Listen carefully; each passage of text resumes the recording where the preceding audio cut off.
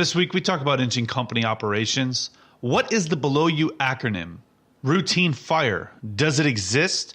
And SAM technology. Is this the future of pump ops in the fire service? Find out next on Into the Fire. Ladies and gentlemen, another episode of Into the Fire podcast is here, and it begins now.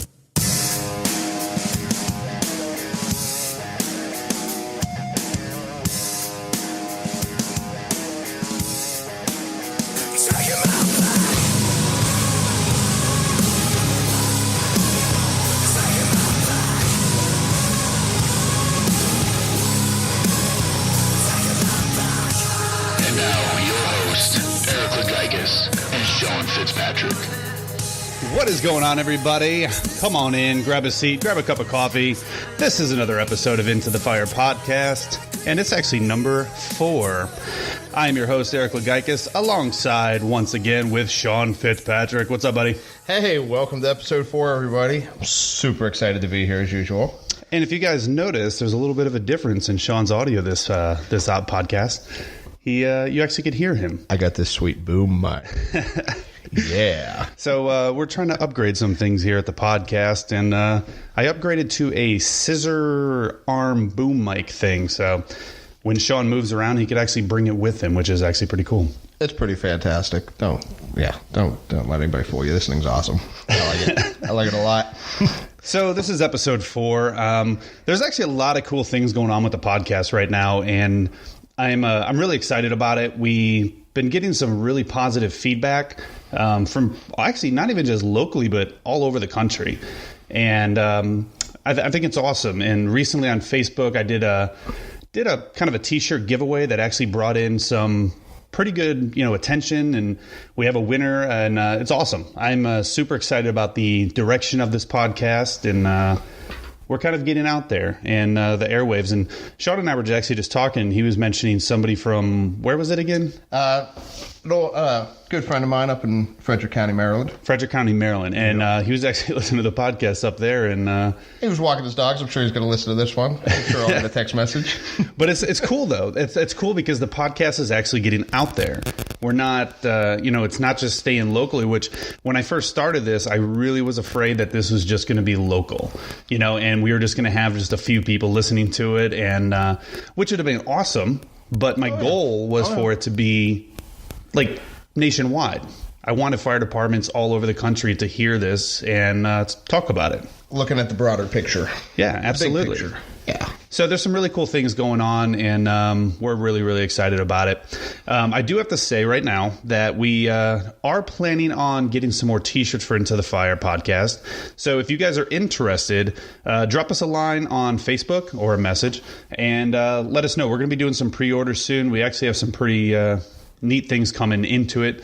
We're going to do the T-shirts that you already saw, but we're also going to add some different colors in too. So we're going to do a red T-shirt and a white T-shirt. They're pretty nice. I'm wearing mine now. They're super. They're actually really soft. They're extremely soft. They are. So the guy that did them does great work too. So absolutely, good. Dan Conley with Gunley Printing. Thank you for that, buddy. Dan's also a firefighter with us too, so it's another firefighter-owned company, which is great. It's fantastic, and he does amazing work. He does. So thanks for the shirts, and if you guys want them, come let us know. So today's topic that we're going to be talking about, we're just going to you guys heard it in the pre-intro. It's going to be engine company operations. Yeah, I know, the fun stuff.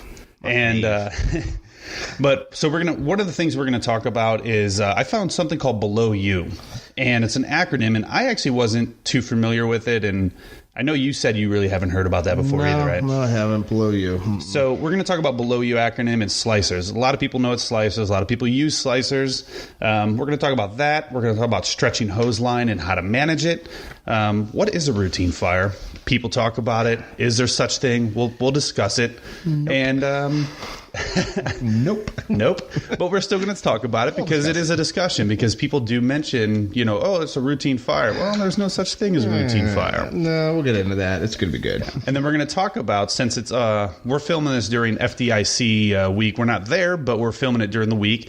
So a lot of cool things come out of FDIC, and we're going to be talking about a technology called SAM technology that I found actually randomly on Facebook. We're going to talk about that as well. It's basically designed around engine company operations. But as usual, we're going to start the podcast out actually with our tribute to the fallen. And this is where we basically show some honor to the firefighters around the country that have lost their lives in the line of duty.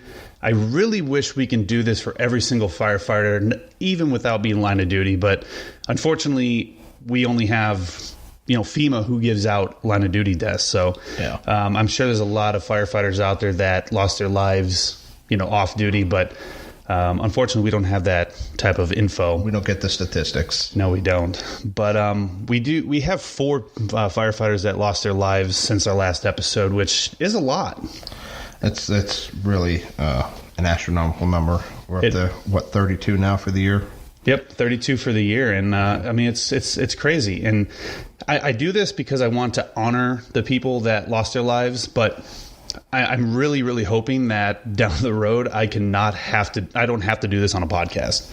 That is my goal, is that I can honestly come and say that we have none to report. That would be nice. It would be awesome. I mean, right now you figure I'm going to do some engine company math here. Approximately 120 days into the year, and we've already lost 32 people. Some of them obviously are past, but they're being caught up in the system. Yeah. But really, that equals about 1 every 4 days. Absolutely. Actually, a little bit less than that, but we'll go average 1 every 4 days, and that's a lot. It is, and I'm really hoping that number will change one day, and I could report 0 line of duty deaths. Just for a week or 2. Absolutely. But there were 4, unfortunately, since our last episode, and we're going to get into it right now. From Fort Benning Fire Department, Gregory Jackson, he died on April 19th. From Rocky Mount Volunteer Fire Department is Herbert Butch T. Wilcox, and that's in Rocky Mount, Virginia. Yep. And then on April 21st, from Jamestown, California, Sierra Conservation Center, it looks like it's at the California Department of Corrections, lost Anthony Colasino. And then Spooner, Wisconsin, on April 25th, lost Philip H. Nubik. I think that's how we pronounce it. So we just want to give our deepest condolences to the family and the fire department that lost people. And like I said, hopefully one day we don't have to report this on one of our podcasts. But rest well and Godspeed. So let's get into engine company operations. I'm excited. I'm excited too. I'm excited. Because I had a plan ahead of time of what I wanted to talk about, and I talked to Sean, and we were like, "Hey, what do you want to do?" And so we decided to break it up. Instead of doing things that are similar, we wanted to break it up and talk about topics. So every episode, there's different topics all over the place. And I don't know why I'm using my hands. People can't see me right now. It's hilarious. He doesn't know what to do with his hands. I feel like I'm teaching in a classroom, pointing at a whiteboard. He's like Ricky Bobby right now. Like Ricky Bobby. And on those same lines, real quick, if anybody out there has an idea of something they want to hear about, by all means, hit us up on Facebook or Instagram, and we will surely consider it and talk about it at some point. So we'll let you know. But let us know if there's something you want to know about, and we'll try to hit it up. Absolutely, because this podcast is not just for us. The whole purpose of this podcast is to get the fire service talking, and we want you guys and girls to interact with us. So keep talking. Absolutely. So let's talk about our first topic, and below you and slicers, because I feel if you're talking about engine company operations, this is a good place to start because it starts with the beginning. It starts in the beginning. So you said you haven't heard about below you before, and I actually haven't never heard of it before. So below you stands for Building, Exposure, Life Safety, Operations, and Water or Water Supply. What do you think of that acronym compared to what we normally use? Well, it's funny because I've tried to Google it, and the Google has let me down here. So, oh, really? Yeah. See, I found it on was it Fire Engineering? Is when I was doing my research for this podcast. I found it on, I believe it was Fire Engineering. Okay. Or Firehouse.com. One of those two. I know that. Yeah. I'd never heard of it when we started talking about it, but I mean, it seems like it's a good acronym. I'm still not really 100% sure where the U comes in at. But, the exposures, life safety, operations, all that, water supply, those are all the basics of our job. That's the bread and butter, and it sounds weird, but that's the bread and butter of the job. So I actually just realized that on my notes I forgot to put what the U is. So units? we can speculate. It's not uniforms. I think it might have been units. I'm not. Might be units coming, units involved. Yeah, no, I'm not sure. No, and how many more people you got coming? And the funny thing is, I'm actually looking now too, and I'm trying to find out exactly where I found it, and I cannot find it either. But I can't remember what the U was, but I know it was on like Fire Engineering or Firehouse.com is where I found the Below U acronym. So I can't remember what U is, but I think it might have been units. Now that you mention it, it's probably your units that are coming. Yeah, and I think it was units because I remember in some of my notes I was talking about are you a fire department that's short staffed, or do you have like a full response or mutual aid with another town? Well, let's start there. Let's talk about what a full response is. Yeah. I just this past week I sat through a Fire Officer 3 class. Taught by a very knowledgeable fire chief from Alabama, and we talked about all of the basics and the NFPA standards. 1710 states that you need at least 4 personnel per engine or ladder company to respond to a structure fire to be NFPA compliant and get your ISO points and all that. And that's 1710. And then 1720 deals with the volunteer system. So if anybody out there is curious how that works, those are your 2 NFPA codes that you can go ahead and look up. But yeah, 4 people, that's a big number. It's not FDNY number with you get 6 or 7 or however many that you get up there now. But 4 people's a lot. And right now in our department, we're staffing 4 most days, sometimes 5. Yeah. Especially this year alone, and actually since our last Recruit Academy came out, I've worked several times where there's 5 people.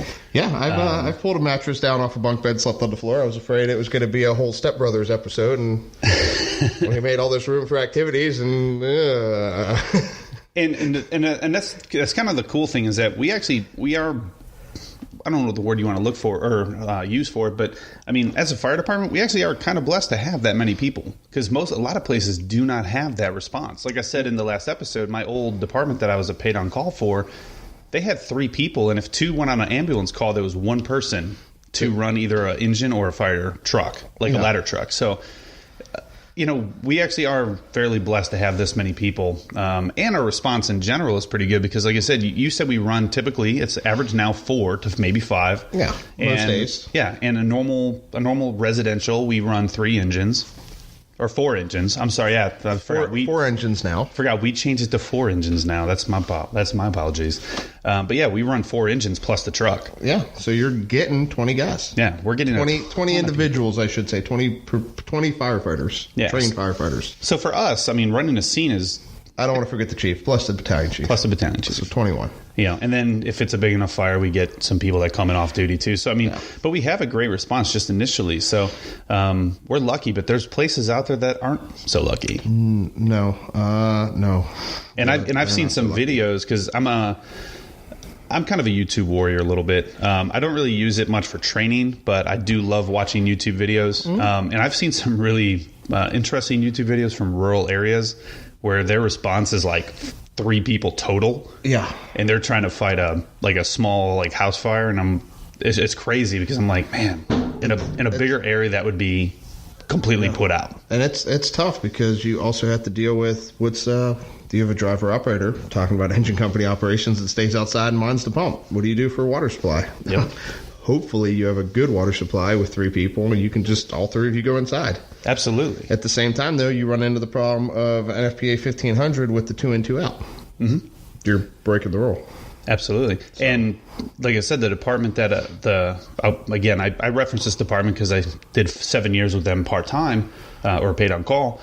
But I remember one of my first structure fires, I was with my brother and our pagers went off and it was a fully involved house. Mm-hmm. And we showed up there and it was a 2-person engine company. One stayed at the pump and the other one went the hose line in, they were actually entering the building as we pulled up. We were getting dressed, and there was no 2 in, 2 out. No. It was like, okay, he's in, I'm going to follow him, and then whoever comes in next, you just follow the hose line and meet us where we're at. And hey, man, I'm in here. yeah.